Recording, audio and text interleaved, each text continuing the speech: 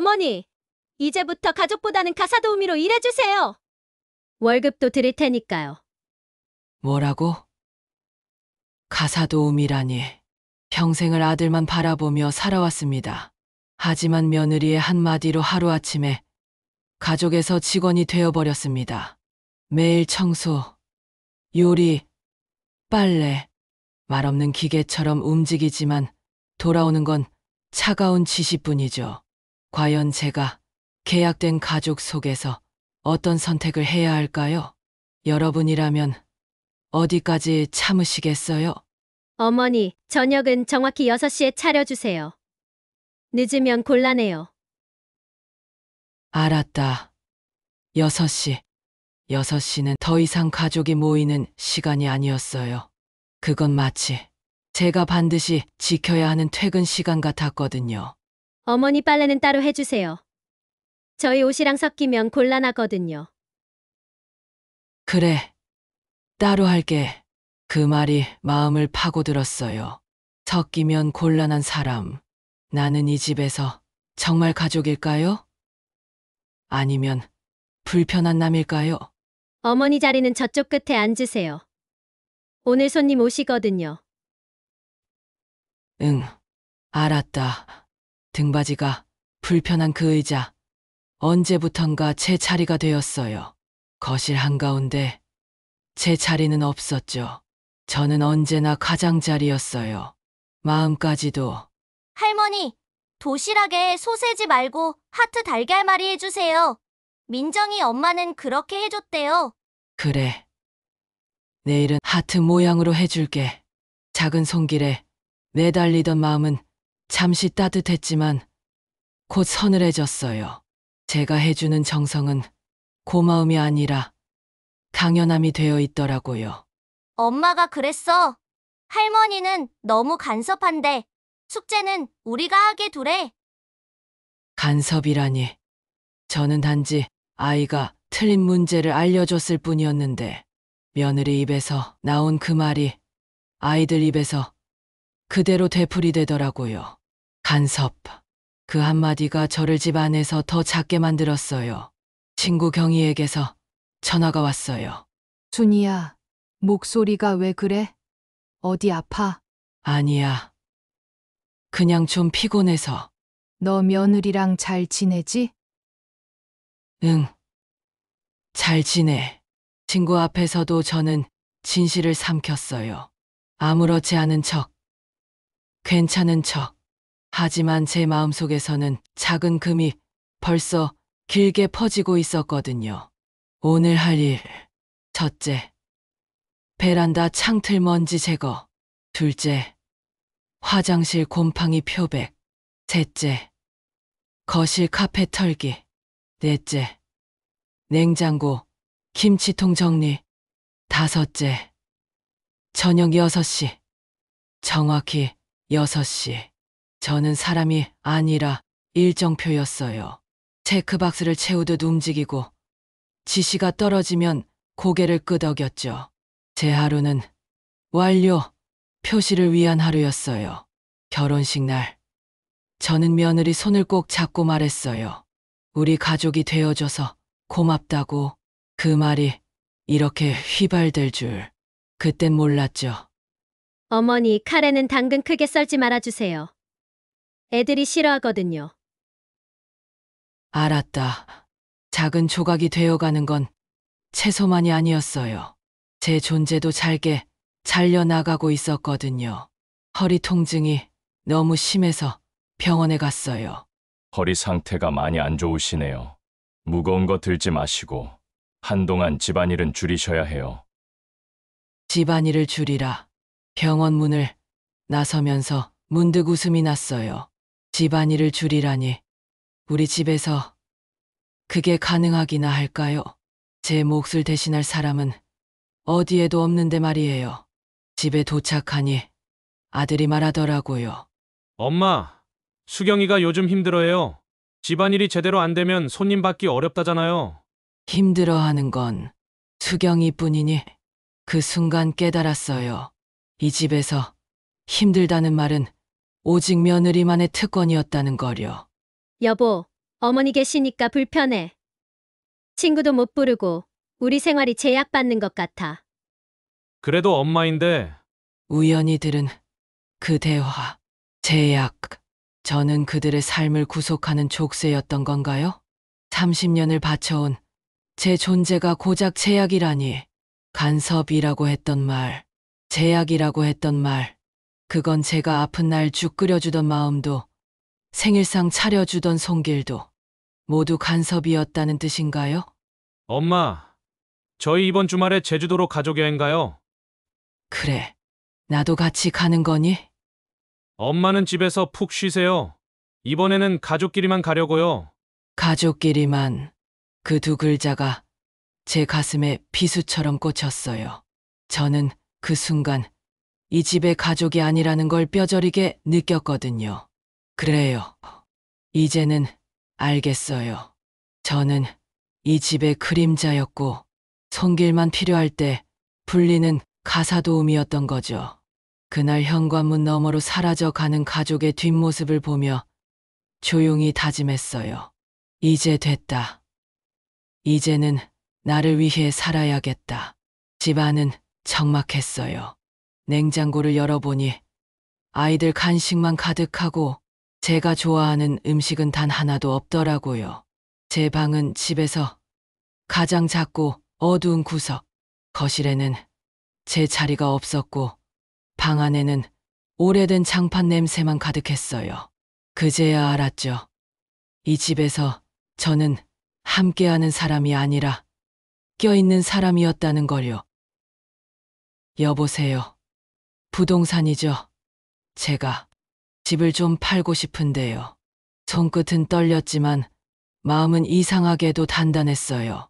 74년을 살아오며 처음으로 제 인생을 제가 결정하는 순간이었거든요. 어르신, 오래된 아파트지만 관리가 잘 됐네요. 금매로 내놓으면 금방 팔릴 겁니다. 네. 빨리 진행해 주세요. 목소리는 떨렸지만 마음만큼은 확고했어요. 30년 동안 남의 집 살림하며 모은 돈으로 산 집. 그 집을 이제는 제 손으로 정리하기로 했거든요. 가족분들은 아시나요? 이건 제 집입니다. 제 선택이에요. 이렇게 큰 결정을 스스로 내린 건 처음이었어요. 두려움 대신 묘한 해방감이 밀려왔죠. 마치 굳게 닫혀있던 창문이 열리는 것처럼요. 친구 경희에게 전화했어요. 경희야, 나 울진으로 이사 갈까 해. 뭐라고? 갑자기 무슨 일 있었어? 이제 혼자 살아보려고.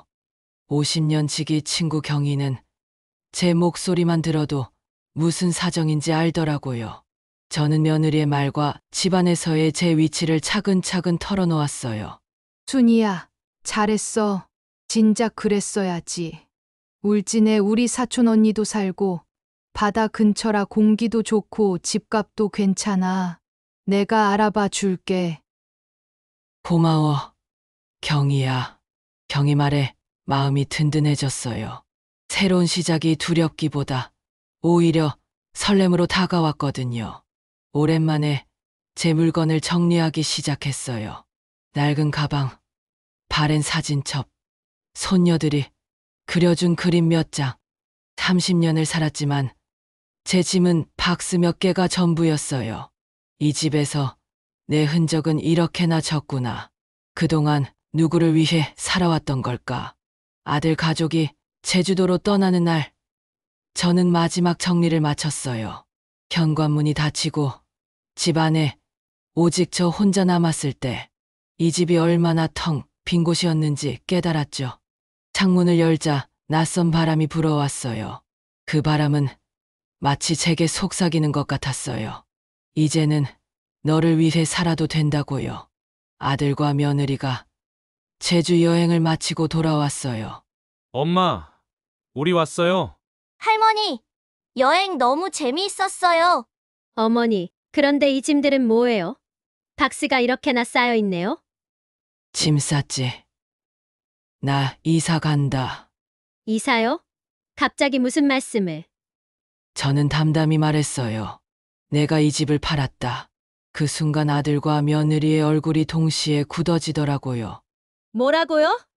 집을 팔았다고요? 어머니, 저희는 어떻게 하라고요? 알아서 해라. 그동안 나한테 했던 것처럼 30년간 눌러왔던 제 목소리가 그제야 집안에 울려 퍼졌어요. 그리고 저는 처음으로 제 삶의 주인이 된 기분이었거든요. 말은 짧았지만 그 안에 30년이 들어 있었어요. 그리고 그 30년이 이제야 제 편이 되어 주었죠. 엄마, 잠깐만요. 이건 너무 급작스럽잖아요. 저희는 어디로 가라는 거예요? 가족끼리 잘 상의해. 너의 삶이니까. 어머니, 저희가 언제 나가라고 했나요? 요양원 얘기는 그냥 의견이었죠. 의견으로도 상처가 되는 말이 있어. 더 이상 설명하지 않기로 했어요. 설명은 그동안 제가 줄곧 해왔던 것이고 지금 필요한 건 선을 긋는 일이었거든요. 이번 주 금요일까지 짐 빼. 새 주인은 그날 들어와. 금요일이요? 너무 이르잖아요. 이르다, 늦다. 그 단어들 사이에서 저는 30년을 살았어요. 오늘만큼은 제 시계를 따르기로 했거든요. 부동산에서 문자가 왔어요. 잔금일, 금요일 오전 10시 확정. 입주자 오후 3시 도착 예정. 시간은 이미 움직이고 있었어요. 아이들은요? 갑자기 나가면 애들이 얼마나 혼란스러운데요. 아이들이 혼란스러운 건 이 말들이 내 앞에서 너무 솔직했기 때문이야. 접시 하나를 들어 싱크대에 포개어 놓았어요. 그 작은 동작이 이 집에서의 제 마지막 질서처럼 느껴졌거든요. 나는 왜 이렇게 오래 버텼을까? 아마도 가족이라는 단어가 나를 가장 쉽게 속였기 때문이겠지. 첫 손녀가 태어난 날, 저는 세상 가장 밝은 목소리로 울었어요. 그 눈물은 기쁨이었고 동시에 약속이었죠. 내가 다 하겠다는. 그리고 그 약속은 어느새 족쇄가 되어버렸어요. 누구도 시키지 않았지만 모두가 당연히 여겼거든요. 제가 챙길 것들. 첫째, 오래된 스웨터 하나. 둘째, 엄마의 바늘집, 손때 묻은 바늘 쿠션. 셋째, 제 이름이 적힌 통장. 이 집에서 가장 중요했던 건 늘 제 통장이었죠. 오늘은 제 통장을 첫 번째 칸에 넣어요. 할머니, 정말 가요? 응. 근데 보고 싶을 때는 편지 써. 할머니가 답장할게. 아이들 눈동자에 맴도는 게 미안함인지 그리움인지 저는 알 수 없었어요. 다만 이번만큼은 미안함보다 저를 먼저 선택하기로 했거든요. 밤은 길었지만 이상하게 잠은 금방 들었어요. 오랜만에 깊게요. 이사 전날 아침, 저는 처음으로 천천히 커피를 내렸어요. 향이 집안을 천천히 채웠죠. 이 집에서 처음 맡아보는 저만의 향이었어요. 경희에게서 연락이 왔어요. 집 봐뒀다. 바다랑 5분 거리. 작은 텃밭 있고 주인도 괜찮아. 경희야, 네가 내 등을 밀어주네. 사람은 누군가의 한마디로 무너지고 또 누군가의 한마디로 일어서죠. 저는 경희의 말로 일어섰어요. 멀리서 아들과 며느리의 낮은 목소리가 들려왔어요. 지금 어떻게든 붙잡자. 돈을 어떻게 하실 건지부터 물어봐. 사람의 진심은 위기에서 제일 크게 들리더라고요. 그들의 진심은 저보다 돈이었어요. 엄마, 그 집값은 어떻게 하실 건데요? 내가 번 돈, 내가 산 집, 내가 쓰고 내가 살 집을 마련할 거다. 대답은 짧았고 더 이상 설명하지 않았어요. 이제는 제 삶을 변호하지 않기로 했거든요. 이사 기사님이 도착했어요. 집 많지 않으시네요. 한 트럭이면 충분합니다. 네, 제 것은 얼마 없어요. 이 집에 산 시간은 길었지만 제 짐은 작았어요. 그 말은 이 집에서 제가 얼마나 작게 살았는지 알려주는 증거였죠. 남편이 떠난 뒤 저는 아들을 혼자 키웠어요. 남의 집 바닥을 닦으며 모은 돈으로 이 집을 샀죠. 그날 저는 제 손등을 꼭 쥐고 말했었어요. 여기부터가 시작이다. 그리고 오늘 저는 다시 시작하려 해요. 처음의 마음으로요. 아이들 물건은 내가 챙길게. 여보, 보관함 예약부터 해. 알았어. 그들의 분주함을 조용히 지켜봤어요. 처음 보는 풍경이었죠. 저 없이도 움직이는 집. 그릇은 신문지 두 겹이면 깨지지 않아. 네.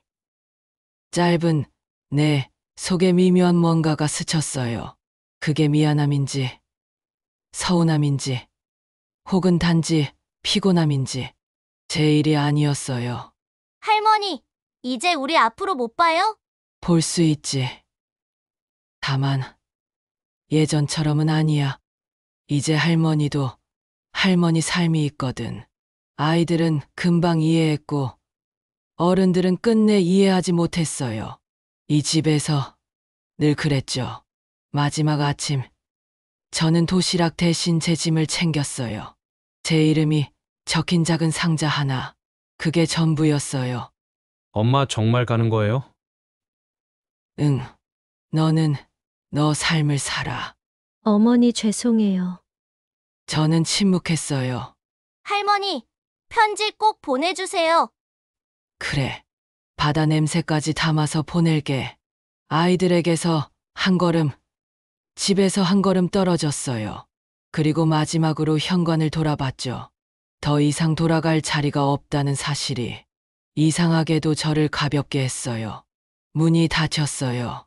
그리고 아주 조용히 오래된 무게가 떨어져 나갔죠. 도시는 뒤로 물러났고 길은 앞으로 열렸어요. 창밖으로 흘러가는 표지판을 보며 속삭였어요. 이제부터는 나로 산다. 바다 소리는 아직 멀었지만 저는 이미 들을 수 있었어요. 제 안에서 처음으로 울리는 저만의 목소리를요. 가족이라는 이름이 때로는 무겁고 때로는 따뜻하죠. 여러분이라면 어디서 선을 긋고 무엇을 지키시겠어요?